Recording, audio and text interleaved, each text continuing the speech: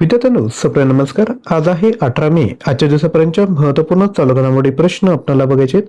Video काळजीपूर्वक बघा. तसंच व्हिडिओच्या शेवटी तुमच्यासाठी एक होमवर्क देखील आहे.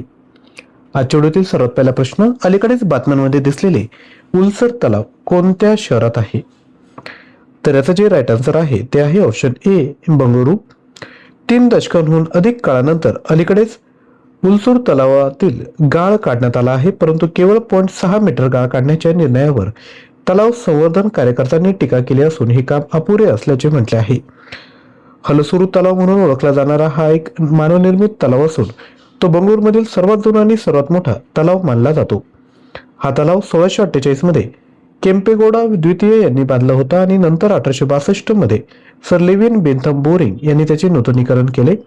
उलसूर तलावाचा आकार भारताच्या नकाशासारखा अनियमित असून त्यात पुलांनी जोडलेली 7 बेटे आहेत. पुढील प्रश्न, भारताची पहिली आंतरराष्ट्रीय नेत्ररोग संशोधन परिषद कोठे आयोजित करण्यात आली? उत्तर आहे ऑप्शन क्रमांक ए, नवी दिल्ली या ठिकाणी. अधिकची माहिती, भारताची पहिली आंतरराष्ट्रीय नेत्ररोग संशोधन परिषद 9 ते 10 मे 2026 रोजी नवी दिल्लीतील मानेकशॉ सेंटर येथे आयोजित करण्यात आली होती. ही परिषद आर्मी हॉस्पिटल येथील नेत्ररोग विभागाने अखिल भारतीय नेत्ररोग सोसायटीच्या सहकार्याने आयोजित केली आहे. यामध्ये एम्स, पीजीआय चंदीगड, एलव्ही प्रसाद नेत्र संस्था, शंकर नेत्रालय आणि अरविंद आय केअर सिस्टीम यासारख्या संस्थांमधील सुमारे 200 नेत्ररोग तज्ज्ञ आणि 100हून अधिक तज्ज्ञ सहभागी होतील. पुढील प्रश्न, अलीकडे बातम्यांमध्ये दिसलेले सायपोस्टेमा अनामल्ली हे काय आहे? उत्तर आहे ऑप्शन ए, नव्याने शोध लागलेली वनस्पती प्रजाती. सायपोस्टेमा अन्नामलाई हे विटेसी कुळातील एका नव्याने शोधलेली वनस्पती प्रजाती आहे. या प्रजातीचा शोध तामिळनाडूच्या दक्षिण पूर्व घाटातील अन्नामलाई विद्यापीठातील विद्यार्थी आणि संशोधकांनी लावला. ही वनस्पती दक्षिण पूर्व घाटातील उष्ण कटिबंधीय शुष्क जंगले आणि मोकळ्या झुडूप प्रदेशात आढळते. सायपोस्टेमा अन्नामलाई ही एक वेल असून तिला कंदमुळे, पिवळी गोल फळे आणि पांढरी किंवा पिवळी फुले येतात. सायपोस्टेमा प्रजाती ही द्राक्ष कुळातील दुसरी सर्वात मोठी प्रजाती असून त्यात उष्ण कटिबंधीय आणि उपोष्ण कटिबंधीय प्रदेशांमध्ये पसरलेल्या सुमारे 250 प्रजातींचा समावेश आहे. पुढील प्रश्न, मेमोरियल वन्यजीव अभयारण्य कोणत्या राज्यात वसलेलं आहे? तर याचं जे योग्य उत्तर आहे ते आहे अरुणाचल प्रदेश. वन्यजीव अभयारण्यात वाघ दिसला, ज्यामुळे त्याचे पर्यावरणीय महत्व अधोरेखित झाले. हे अभयारण्य अरुणाचल प्रदेशातील पूर्व सियांग जिल्ह्यात आहे. ते आसाम आणि अरुणाचल प्रदेशच्या सीमेवर सियांग नदी आणि तिच्या उपनद्यांच्या पूर्व मैदानात वसलेला आहे. पूर्वी लाली राखीव वनक्षेत्रात अभयारण्य म्हणून घोषित केल्यानंतर ते लाली वन्यजीव अभयारण्य म्हणून ओळखले जात होते. 1986 मध्ये त्याचे नाव बदलून डिएरिंग मेमोरियल वन्यजीव अभयारण्य असे ठेवण्यात आले. या अभयारण्यात उष्णकटिबंधीय हवामान असून येथे ईशान्य आणि नैऋत्य दोन्ही मान्सूनचा पाऊस पडतो. पुढील प्रश्न, बैगा जमात प्रामुख्याने कोणत्या राज्यात आढळते? उत्तर आहे ऑप्शन बी, मध्य प्रदेश. अधिकची माहिती, अलीकडे छत्तीसगडच्या कबीरधाम जिल्ह्यात बैगा जमातीच्या 13 मुलांची वेठ बिगारीतून सुटका करण्यात आली. बैगा जमातीला भारतात एक विशेषतः असुरक्षित आदिवासी गट म्हणून ओळखले जाते. ते प्रामुख्याने मध्य प्रदेश आणि तसेच उत्तर प्रदेश, छत्तीसगड आणि झारखंडमध्ये आढळतात. ही जमात प्रामुख्याने बैगानी भाषा बोलते, जी छत्तीसगडी, गोंडी आणि हिंदीने प्रभावित असलेली एक बोली भाषा आहेत.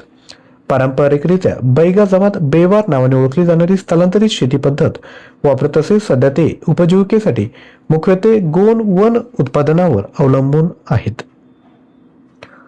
पुढील प्रश्न बघायचा आहे त्यापूर्वी छोटीशी रिक्वेस्ट, जर तुम्हाला कंटेंट आवडला असेल तर नक्की लाईक, शेअर आणि चॅनलला सबस्क्राईब करा.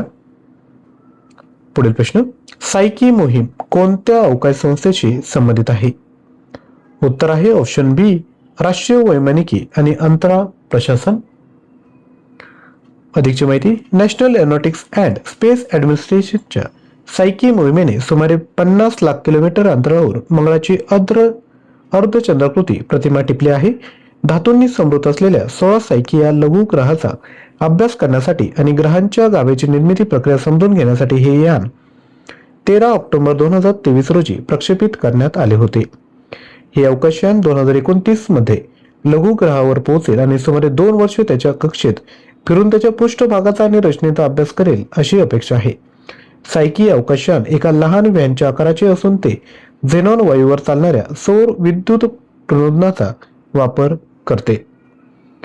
पुढील प्रश्न, अलीकडेच बातम्यांमध्ये दिसलेली साबरमती नदी कोणत्या राज्यामधून वाहते? उत्तर आहे ऑप्शन ए, राजस्थान आणि गुजरात. वासना बॅरेज येथे गेटच्या दुरुस्तीच्या कामामुळे पाणीपुरवठा थांबवण्यात आल्याने साबरमती नदी अलीकडे अहमदाबादच्या काही भागांमध्ये कोरडी पडली होती. ही मान्सूनच्या पाण्यावर अवलंबून असलेली पश्चिमेकडे वाहणारी नदी असून तिचा उगम राजस्थानच्या उदयपूर जिल्ह्यातील अरवली पर्वतरांगेतील ढेबर सरोवरातून होतो. ही नदी राजस्थान आणि गुजरातमधून नैऋत्य दिशेने वाहत जाऊन अरबी समुद्रातील खंबातच्या आखाताला मिळते. ही नदी 371 किलोमीटर लांब असून ती अहमदाबाद शहराचे पूर्व आणि पश्चिम अशा दोन भागांमध्ये विभाजन करते. तिचे खोरे अरवली टेकड्या, कच्छ रण आणि खंबातच्या आखाताने वेढलेले असून येथे भूवापरात शेतीचे प्राबल्य आहे. पुढील प्रश्न, संयुक्त राष्ट्र मानवी वसाहत कार्यक्रमाचे मुख्य उद्दिष्ट काय आहे? उत्तर आहे ऑप्शन बी, शाश्वत शहरी विकास. युनायटेड नेशन हॅबिटेट हा एक प्रोग्राम आहे. संयुक्त राष्ट्रीय मानवी वसाहत कार्यक्रमाने म्हणजेच United Nation Human Settlement Programme अलीकडेच जगभरात शाश्वत शहरी विकास आणि उत्तम गृहनिर्माण धोरणांना प्रोत्साहन देण्यासाठी कॅटलॉग ऑफ सोल्युशन 2026 ते 29 सादर केला आहे. युएन हॅबिटेटची स्थापना 1977 मध्ये हॅबिटेट 1 परिषदेनंतर झाली आणि त्याचे मुख्यालय नैरोबी येथे आहे. सामाजिक आणि पर्यावरण दृष्ट्या शाश्वत शहरांना प्रोत्साहन देणे आणि सर्वांना पुरेसा निवारा सुनिश्चित करणे हे त्याचे प्राथमिक उद्दिष्ट आहे.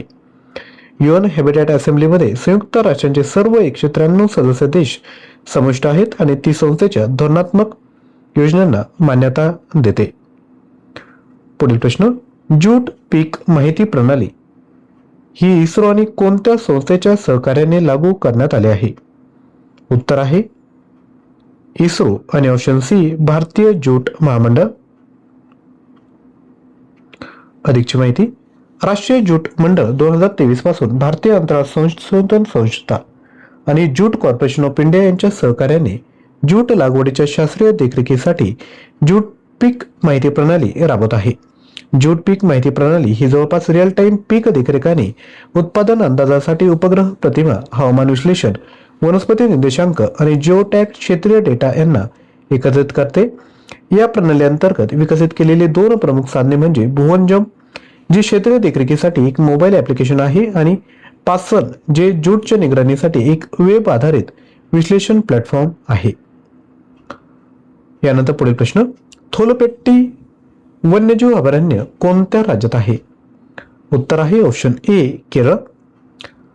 अधिकची माहिती, थोलपेट्टी वन्यजीव अभयारण्य केरळच्या वायनाड जिल्ह्यात आहे आणि अलीकडेच वन विभागाच्या पथकाने एका जंगली गव्याला पकडून तिथे सोडल्यामुळे ते चर्चेत आले आहे.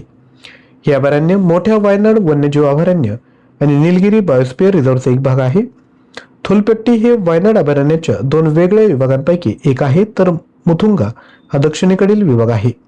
या अभयारण्यात प्रामुख्याने उष्ण कटिबंधीय आर्द्र शुष्क पानझडी आणि निम सदाहरित जंगले आहेत. तर विद्यार्थ्यांनो, असे आपण एकूण 10 प्रश्न बघितलेत.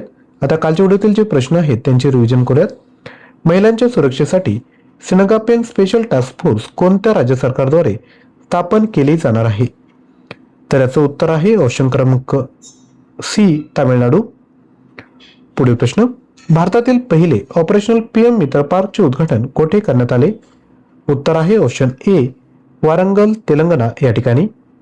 नेक्स्ट, अलीकडे भारताने कोणता उपक्रम सुरू केला ज्याचा उद्देश भारतीय जहाजाने कार्गो व्हेसलला युद्ध जोखीम विमा संरक्षण देणे आहे?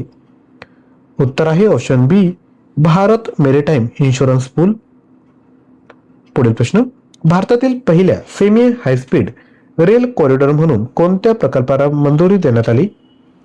उत्तर आहे option A, Ahmedabad Sarkhej Dholera corridor.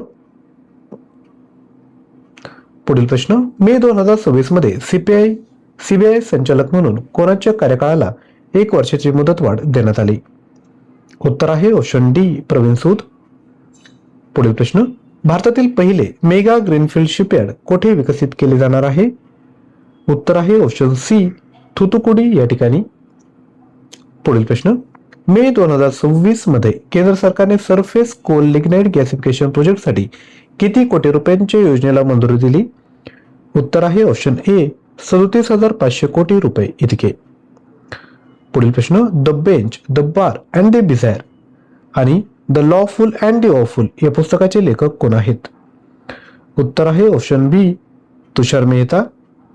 Next, वर्ष 2026-27 साठी कॉन्फेडरेशन ऑफ इंडियन इंडस्ट्रीचे नवीन अध्यक्ष म्हणून कोणाची नियुक्ती करण्यात आली? उत्तर आहे ऑप्शन सी आर मुकुंदन यांची. पुढील प्रश्न, आंतरराष्ट्रीय कुटुंब दिवस दरवर्षी कोणत्या दिवशी साजरा केला जातो? उत्तर आहे 15 मे रोजी. यानंतर तुमच्यासाठी प्रश्न, केंद्र सरकारने समग्र शिक्षा आणि पीएम पोषण योजना तात्पुरत्या स्वरूपात कधीपर्यंत वाढवली? 31 मार्च 2027, 30 सप्टेंबर 2026, 31 डिसेंबर 2026 की 30 जून 2026? जे आपले रेग्युलरली व्हिडिओ बघतात त्यांना या प्रश्नाचं उत्तर यायला हवं. नक्की खाली कमेंट करा. चालू घडामोडी मटेरियल हवं असेल तर ॲप्लिकेशन डाउनलोड करून कोर्स परचेस करा. 6,000 प्रश्न, 150+ ऑनलाईन टेस्ट फक्त 99 रुपयामध्ये तुम्हाला मिळेल. अजूनही लाईक केलं नसेल तर कृपया एक लाईक करा, शेअर करा आणि चॅनलवर नवीन असाल तर चॅनलला सबस्क्राईब करा. दररोज चालू घडामोडी क्विज सॉल्व्ह करण्याकरता व्हॉट्सअप चॅनल जॉईन करू शकता. याकरता QR कोड स्कॅन करा किंवा लिंक डिस्क्रिप्शन बॉक्समध्ये दिली आहे. थँक्यू.